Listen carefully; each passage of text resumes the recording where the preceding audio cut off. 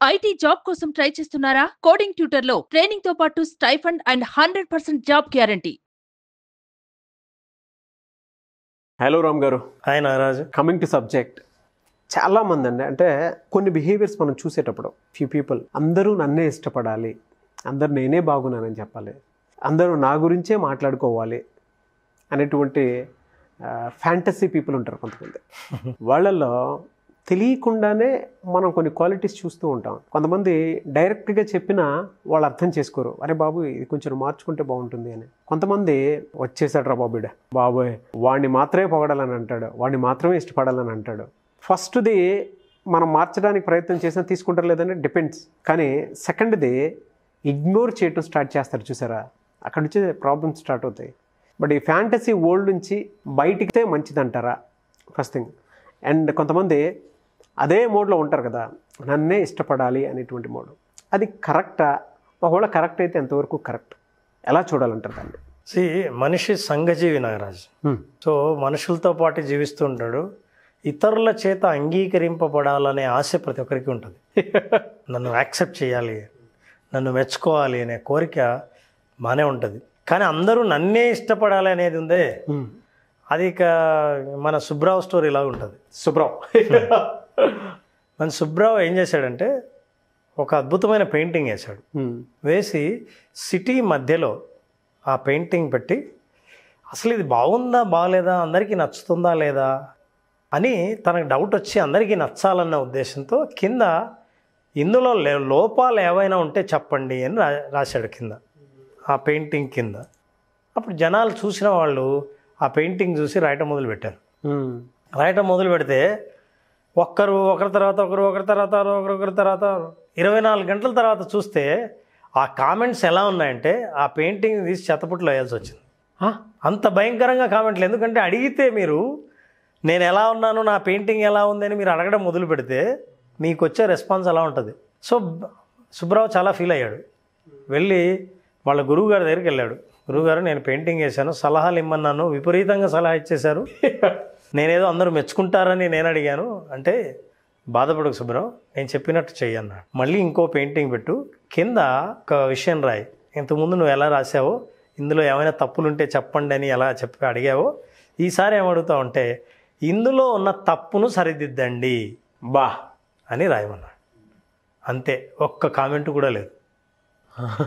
అందరూ అద్భుతంగా ఉంది. ఎందుకంటే దాని లోపాలని కనిపెట్టడం ఉందే, సరిదిద్దడం చాలా కష్టం, కనిపెట్టడం చాలా ఈజీ. మీరు అందరి మెప్పు పొందాలనుకుంటే మీ పరిస్థితి ఇలా ఉంటుంది. సో అందరి మెప్పు పొందాలని అనుకోవటం, కలిసిన ప్రతి ఒక్కరిని అందరూ మనల్ని ప్రేమించాలి, మనల్ని మెచ్చుకోవాలి, మనం మెప్పు పొందాలి వాళ్ళది అని అనుకోవటం ఉంది చాలా ఒత్తిడితో కూరుకున్నది. మనిషి సంఘజీవి కాబట్టి ఇతరులు రిజెక్ట్ చేయకూడదన్న ఉద్దేశంతో అందరూ మనల్ని యాక్సెప్ట్ చేయాలనుకోవడంలో తప్పులేదు. ఎందుకంటే it is a survival skill. ఇతరులు ఒకప్పుడు మనిషి గుహల్లో జీవిస్తున్నప్పుడు ఆదిమానవుడు యాక్సెప్టెన్స్ చాలా ఇంపార్టెంట్. అందరూ గ్రూపులుగా జీవిస్తున్నప్పుడు మనల్ని యాక్సెప్ట్ చేస్తేనే, మనల్ని మెచ్చుకుంటేనే, మనల్ని ఇన్వైట్ చేస్తేనే మనకు ఆహారం దొరుకుతుంది. అవును. లేకపోతే ఒంటరి వాళ్ళమైతే సెక్యూరిటీ లేకుండా, భద్రత లేకుండా ఉంటాం. ఆ భయం మనకి ఇప్పటికి కూడా యాక్సెప్టెన్స్ ద్వారా ఆ భయం ఇంకా ఉంది. అందుకే మనుషుల్లో 2 రకాలు. దీన్ని మనం లోకస్ ఆఫ్ కంట్రోల్ అంటాం. లోకస్ అంటే లాటిన్లో లొకేషన్ అని, స్థానం అని. కంట్రోల్ స్థానాన్ని నమ్మే 2 రకాల వ్యక్తులు ఎవరంటే internal locus of control, external locus of control. Internal అంటే బయట పరిస్థితులను దేన్నైనా సరే నేను కంట్రోల్ చేయగలను, నా రియాక్షన్స్, నా యాక్షన్సే బయట పరిస్థితుల్ని ప్రభావితం చేస్తాయి, బయట పరిస్థితులు ఏ రకంగానూ నా నిర్ణయాన్ని మార్చలేవు అని నమ్మేవాళ్ళు ఇంటర్నల్ లోకస్ ఆఫ్ కంట్రోల్. అంటే నా యాక్షన్స్, నా బిహేవియర్స్ ఫలితాలు నా చేతిలోనే ఉన్నాయి అని నమ్మేవాళ్ళు ఒకరు. ఇక రెండో రకం, నా చేతుల్లో ఏం లేదు, ఈ జీవితం నా చేతుల్లో లేదు, అంతా బయట వాళ్ళ చేతిలోనే, వాళ్ళు మెచ్చుకుంటేనే, వాళ్ళు ఒప్పుకుంటేనే, పరిస్థితులన్నీ మనకు అనుకూలంగా ఉంటేనే మనకు ఫలితాలు వస్తాయి, మనం గెలుస్తాము, మనం సక్సెస్ఫుల్ అవుతాము అని నమ్మేవాళ్ళు రెండో వాళ్ళు.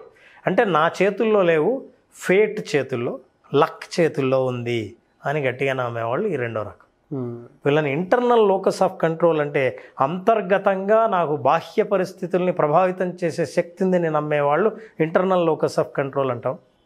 ఎక్స్టర్నల్ లోకస్ ఆఫ్ కంట్రోల్ అంటే నా చేతిలో ఏం లేదు, బయట పరిస్థితులే నన్ను ప్రభావితం చేస్తున్నాయి, ఇది నా తప్పు లేదు అని నమ్మేవాళ్ళు ఎక్స్టర్నల్ లోకస్ ఆఫ్ కంట్రోల్. ఈ 2 రకాల వ్యక్తులు, మొదటి రకం వ్యక్తి ఎవరైతే ఉన్నారో ఇంటర్నల్ లోకస్ ఆఫ్ కంట్రోల్ వ్యక్తులు ఇతరులందరూ నన్ను మెచ్చుకోవాల్సిన అవసరం లేదు అని నమ్ముతాడు. ఇతరులు మెచ్చుకోవాలంటే అది కేవలం నా టాలెంట్ మీదే ఆధారపడి ఉంది అని.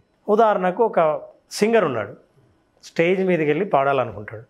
ఇప్పుడు చాలామందికి ఎవరికైనా స్టేజ్ మీదకి వెళ్ళి పర్ఫార్మెన్స్ చేయాలని అనుకుంటే చప్పట్లు కొడతారా జనాలు, లేదా వాళ్ళకు నచ్చక చెప్పులు విసిరేస్తారా అన్న భయం ఉన్నప్పుడు దానికి సమాధానం చాలా సింపుల్. మీరు బాగా పాడితే చప్పట్లు కొడతారు, బాగా పాడకపోతే అందరూ మిమ్మల్ని వ్యతిరేకిస్తారు. అదే అందరూ ఎవరు యాక్సెప్ట్ చేయరు మిమ్మల్ని సింగర్గా. ఇది తెలిసినప్పుడు ఇంటర్నల్ లోకస్ ఆఫ్ కంట్రోల్ బాగా పాడడానికి ప్రాక్టీస్ చేస్తాడు. ప్రాక్టీస్ ఉంటుంది, బాగా ప్రాక్టీస్ ఉంటుంది, అతను అర్థం చేసుకుంటారు. ఎక్స్టర్నల్ లోకస్ ఆఫ్ కంట్రోల్ ఏం చేస్తాడంటే, ఏమండి ఆ రోజు మీరు నాకు ఇచ్చిన టైం ఏంటంటే చివరిలో ఇచ్చారండి, అందరు ఇంటికి పోయే మూడ్లో ఉన్నారు, నేను పాడాలనుకున్న పాటను ఆల్రెడీ ఒక వ్యక్తి పాడాడండి, అసలు అది పాటలు వినే టైం కాదు, నా ముందేమో చాలా మిమిక్రీ కామెడీ షో పెట్టారు, ఆ తర్వాత నన్ను పాట పాడమన్నారు, ఎవరు వింటారండి, అన్ని బాహ్య పరిస్థితులే నా ఫెయిల్యూర్ కారణమని అతను నమ్ముతాడు. ఇలాంటి వాళ్ళు they seek approval from others, readymade approval, రెడీగా నన్ను మెచ్చుకోవాలి అని అనుకుంటారు. సో ఈ 2 రకాల వ్యక్తుల్లో సబబా కాదా అని అన్నప్పుడు మీరు ఇంటర్నల్ లోకస్ ఆఫ్ కంట్రోల్ అయితే అసలు ఎక్స్పెక్ట్ చేయరు, ఎక్స్టర్నల్ లోకస్ అయితే వాళ్ళకు సబబుగానే అనిపిస్తుంది. ఇంకోటి, అందరి చేత మెప్పు పొందాలి, మనం అందరికీ మంచిగా ఉండాలి అని అనుకోవడాన్ని జెంటిల్మెన్ సిండ్రోమ్ అంటారు. Gentlemen syndrome. మనం మంచిగా ఉండాలి, దాంతో మీరు మెచ్చుకుంటారు. మంచిగా ఉండాలి, మంచిగా ఉండాలి, మంచిగా ఉండాలి, మీకు నచ్చకపోయినా, మీకు ఇష్టం లేకపోయినా, మీకు ఒత్తిడి వచ్చినా, అది మీ పని కాకపోయినా అవతల వాళ్ళ మెప్పు కోసం మీరు చేస్తూ ఉంటారే, దాన్ని జెంటిల్మెన్ సిండ్రోమ్ అంటారు. ఇది ఎవరైతే జెంటిల్మెన్స్ ఉంటారో వాళ్ళు ఖచ్చితంగా యాక్సెప్ట్ చేసుకుంటారు, నా గురించే చెప్పారని చెప్పేసి. మనం మళ్ళీ ఎవరీ జెంటిల్మెన్ అనట్లే, జెంటిల్మెన్ సిండ్రోమ్ సిండ్రోమ్ ఉన్నటువంటి వాళ్ళే. ఎందుకంటే మీరు ఇందాక అన్నారు కదా, స్ట్రెస్ వాళ్ళే తీసుకోవాలి, ఏదైనా భరించగల క్యాపబిలిటీ, ఏ ఎన్విరాన్మెంట్ అయినా అడాప్ట్ చేసుకోగల క్యాపబిలిటీ వాళ్ళకి మాత్రమే ఉంటుంది. But which is a syndrome, that's it. Correct. They have to accept, they have to accept it. ఎందుకంటే ఎవరికి చెడ్డ అవుతానో, చెడ్డ అవ్వకుండా ఉండడం కోసం ప్రతినిత్యం ప్రయత్నిస్తుంటారు. ఈ ప్రయత్నంలో వాళ్ళు విపరీతమైన మానసిక ఒత్తిడి చాలా చాలా. చివరికి ఆ రోజు ఇంటికి వచ్చి ఒకసారి ఆలోచిస్తే ఈరోజు మనం ఏం పని చేసామని చూస్తే ఒక్కటి కూడా నాకు ఇష్టమైన పని చేయలేదు, అతి మంచితనంతో మొత్తం. కానీ వాళ్ళ మెప్పుకోలు ఆ తాత్కాలికంగా నన్ను సంతోషపరచవచ్చు, కానీ దీర్ఘంగా ఆలోచన చేసినప్పుడు నేను చేయాలనుకున్న పని చేయలేకపోయాననే బాధ, నష్టం, పర్సనల్గా చాలా చాలా నష్టం చేస్తుంది. చివరికి మీకున్న టాలెంట్ని మీరు మర్చిపోయి ఎదుటి వాళ్ళకి ఏది ఇష్టమో ఆ పని చేయడం మొదలు పెడితే ఏదో ఒక రోజు ఆ ఎదుటి వాళ్ళు లేనప్పుడు మీ టాలెంట్ ఏంటి అంటే నాకే తెలియదు. సో ఎదుటి వాళ్ళ మెప్పును కోరుకోవటంలో తప్పు లేదు. ఎప్పుడంటే మీరు మెప్పును దేని మీద కోరుకుంటున్నారో ఆ మెప్పుకు తగిన అర్హత మీకుందా, మీరు దానికి సంబంధించిన నైపుణ్యాలన్నీ పొందారా, ఇప్పుడు మీరు ఆశించక్కర్లే, మెప్పు మీ వెనకాల వస్తుంది. కొంతమంది కొన్ని ఆర్గనైజేషన్లో వినే ఉంటారు నారాజు, కొంతమంది భజన పరులు ఉంటారు. వాళ్ళ పని అంటే వాళ్ళ టాలెంట్ ఏంటంటే వర్క్ కాదు, భజన చేయడం. ఎవరైతే డెసిషన్ మేకర్స్ ఉంటారో వాళ్ళ చుట్టూ తిరగటం, ఇదే వాళ్ళ టాలెంట్. అంతే. మంత్లీ ఇంక్రిమెంట్ వస్తుంది, వాళ్ళకి శాలరీ పెరుగుతుంది, వాళ్ళు సక్సెస్ఫుల్గా పైకి వస్తున్నట్టు కనిపిస్తారు వీళ్ళందరూ. కానీ ఈ ఆర్గనైజేషన్ దాటి బయటకు వెళ్తే దేనికి పనికిరాదు. చాలా వ్యాలిడ్ పాయింట్ సార్ ఇది. అయితే ఈ భజన బ్యాచ్ ఎవరు చుట్టూ ఉంటారో తెలుసా? అందరు మెప్పు పొందాలని ఉంటారు చూసారా, వాళ్ళ చుట్టూ ఉండేది ఈ భజన బ్యాచ్. అమ్మాదేనమ్మా. సో మీరు ఎప్పుడైతే అందరూ కోరుకుంటున్నారో మీ చుట్టూ చేరే వాళ్ళు మిమ్మల్ని మెచ్చుకొని, మీకు అర్హత లేకపోయినా మెచ్చుకుని మీ చుట్టూ భజన చేద్దాం అనుకున్న వాళ్ళే మీ చుట్టూ ఉంటారు. కాబట్టి మీ చుట్టూ భజన చేసేవాళ్ళు మిమ్మల్ని మెచ్చుకుంటున్న ప్రతి ఒక్కరూ మీకు అర్హత ఉంది కాబట్టి మెచ్చుకోవట్లేదని మాత్రం గుర్తుపెట్టుకోండి. So this personality we need to think about it. మీరు డిమాండ్ చేస్తున్నారా, ఎర్న్ చేశారా? Very good sir. సంపాదించారా, బెదిరించుకొని సాధిస్తున్నారా? ఇంకోటి నారాజు, ఒకవేళ ఈ మెప్పును ఎప్పుడూ పొందేవాళ్ళు ఉన్నత స్థానంలో ఉన్నారనుకుందాం, వాళ్ళ చుట్టూ చేరే వాళ్ళందరూ గుంట నక్కలే. మీ స్థానం చూసి, మీ పొజిషన్ను చూసి మీరు మెచ్చుకుంటున్నారే తప్ప మీ వ్యక్తిత్వానికి, మీకున్న టాలెంట్స్కి మాత్రం కాదనే విషయం వీళ్ళు గుర్తుంచుకోవాలి. అవును. సో ఇది ఆశించేవాళ్ళు. సో ఆశించే వాళ్ళు కనుక ఉన్నత స్థానంలో ఉంటే దాన్ని కొనుక్కుంటారు. అప్రిసియేషన్స్ని పర్చేజింగ్ ద అప్రిసియేషన్ అంటారు. మెచ్చుకోలుని కొనుక్కోవటం. మీరు చెప్తుంటే 2 థింగ్స్ మైండ్లోకి వస్తున్నాయి సార్. పర్సనాలిటీ వైజ్ చూసుకుంటే కొనుక్కోవటం అనేది చాలా పెద్ద తప్పు. పర్సనాలిటీని కొనుక్కోవటం ఇందాకన్నాను కదా, క్రైమ్ అని చెప్పేసి డబ్బులు ఇచ్చి సన్మానం చేసుకున్నట్టు. అంతే, డబ్బులు ఇచ్చి సన్మానం చేసుకున్నట్టు. అదే బిజినెస్ వైజ్కి వస్తే కొనుక్కుంటున్నాము అని అంటే ప్రోడక్ట్ మనం కొంటున్నాము అని అంటే ఎవరైతే బిజినెస్ చేస్తున్నారో వాళ్ళకి ఒక్కొక్క ఇది తెలుస్తూ ఉంటుంది. బిజినెస్లో కావాల్సిన గొప్ప క్వాలిటీ ఎప్పుడైతే కొనటం స్టార్ట్ చేస్తామో క్రియేటివ్ లెవెల్స్ పెరుగుతాయి, ప్రోడక్ట్ లెవెల్ పెరుగుతుంది, 10 మంది పని దొరుకుతుంది. పర్సనాలిటీ వైజ్కి వచ్చేటప్పటికి క్రైమ్, బిజినెస్ వైజ్కి వచ్చేటప్పటికి డెవలప్మెంట్. అది నిజం సార్. పైగా ప్రతి ప్రోడక్ట్కి మీరు కొంటే దాని మీద ఎక్స్పెక్టేషన్స్ ఉంటాయి. వాళ్ళు మెచ్చుకున్నారంటే వాళ్ళకి ఎక్స్పెక్టేషన్ ఉంటుంది. అవును, ఉరికే మెచ్చుకోరు. వాళ్ళకి రిటర్న్ ఏదో ఒక రకంగా ప్రయోజనం పొందుతుంటేనే వాళ్ళు మెచ్చుకుంటారు. ఇంకా మీరు అన్నారు చూసారా, ఆ కొనటం బిజినెస్లోనే ఉపయోగపడుతుంది. అప్రిసియేషన్ కూడా మీరు కొనుక్కుంటున్నారా అని అంటే అది మీ వ్యక్తిత్వానికి మంచిది కాదు అనే విషయం. అవును. సో వీళ్ళు ఎక్స్టర్నల్ లోకస్ ఆఫ్ కంట్రోల్, బయట పరిస్థితులు నా చేతుల్లో లేవు, సో మీరు ఎలా ఉండాలనుకుంటే నేను అలా ఉంటాను. Internal locus of control, they will earn it. అవును. వాళ్ళకు అచీవ్మెంట్ మోటివేషన్ ఉంటుంది. ఇంటర్నల్ లోకస్ ఆఫ్ కంట్రోల్ వాళ్ళకి అచీవ్మెంట్ మోటివేషన్ ఉంటుంది. ఏదైనా సరే సాధించాలి, సమస్యల్ని, జీవితంలో వచ్చే సమస్యల్ని ఎదుర్కొనే శక్తి, క్రియేటివిటీ వాళ్ళకు ఉంటుంది. అయితే వీళ్ళు ఎక్స్టర్నల్ లోకస్ ఆఫ్ కంట్రోల్ ఎవరైతే ఉంటారో వాళ్ళు లెర్న్డ్ హెల్ప్లెస్నెస్ అంటారు. లెర్న్డ్ హెల్ప్లెస్నెస్ అంటే ఇక నాకు చేతగాని తనాన్ని నేర్చుకుంటారు వాళ్ళు. అంటే నేనేమీ చేయలేను, నేను ఏం చేయమంటా చెప్పండి, నా చేతుల్లో ఏముంది చెప్పండి అని మాటలు వాడుతుంటారు. అవును అవును. మీరైతే ఏం చేస్తారు చెప్పండి, నేనేం చేసేది అని అంటారు.